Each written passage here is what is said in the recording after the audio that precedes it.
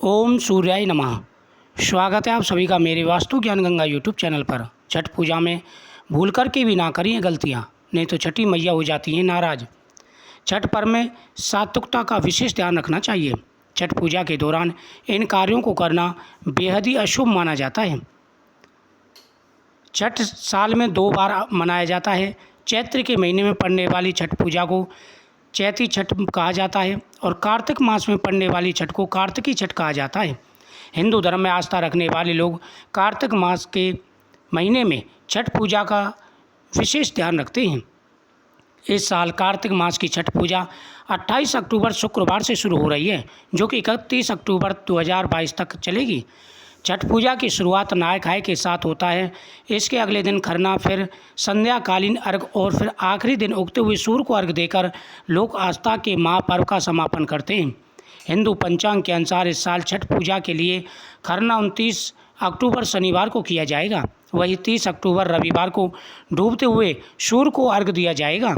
इसके अलावा सुबह का अर्घ 31 अक्टूबर को दिया जाएगा। छठ पर्व बेहद कठिन व्रत होता है। इस दौरान कुछ बातों का विशेष रूप से ध्यान रखना चाहिए। छठ पूजा में सूर्य देव को अर्घ देने का विधान है। ऐसे में सूर्य को अर्घ देते वक्त स्टील या शीशे के बर्तनों का प्रयोग नहीं करना चाहिए। इस दिन बांस के सूप या पीतल से बनी धातुओं के बर्तनों का ही इस्तेमाल किया जाता है। नंबर 2, छठ पूजा के दौरान नहाय खाए से लेकर सुबह के अर्घ तक साफ सफाई का विशेष ध्यान रखना चाहिए। छठ पूजा के दौरान लोग साफ सुथरे वस्त्र धारण करते हैं। इसके साथ ही व्रती महिलाएं सूती साड़ी पहनकर जल में खड़े होकर सूर्य की उपासना करती हैं। वही पुरुष व्रती साफ और सूती वस्त्र पहनकर सूर्य देव को अर्घ देते हैं। नंबर 3, छठ पूजा के दौरान व्रती जमीन पर नहीं सोते। वे व्रत की पूरी अवधि में जमीन पर आराम या विश्राम किया जाता है। खास पर जो व्रती हैं उन्हें इस बात का विशेष रूप से ध्यान रखना चाहिए। छठ पूजा के नियम के मुताबिक व्रती को इस दौरान पलंग या चारपाई पर नहीं सोना चाहिए और सीधे ज़मीन पर नहीं सोना चाहिए। ज़मीन पर सोने से पहले नीचे कोई कपड़ा बिछा करके तभी ज़मीन पर सोना चाहिए। व्रती को इन बात का विशेष रूप से ध्यान रखना चाहिए। नंबर 4, झूठ ना बोलें। नंबर 5, छठ पूजा के दौरान भूल कर के भी मांसाहार भोजन नहीं करना चाहिए। नंबर 6, छठ पूजा के दौरान हमेशा किसी से अपशब्द नहीं बोलने चाहिए। इस बात का विशेष रूप से ध्यान रखना चाहिए। नंबर 7, छठ पूजा के दौरान पूजा सामग्री का विशेष ध्यान रखें। पूजा सामग्री पर किसी का भी हाथ नहीं लगना चाहिए।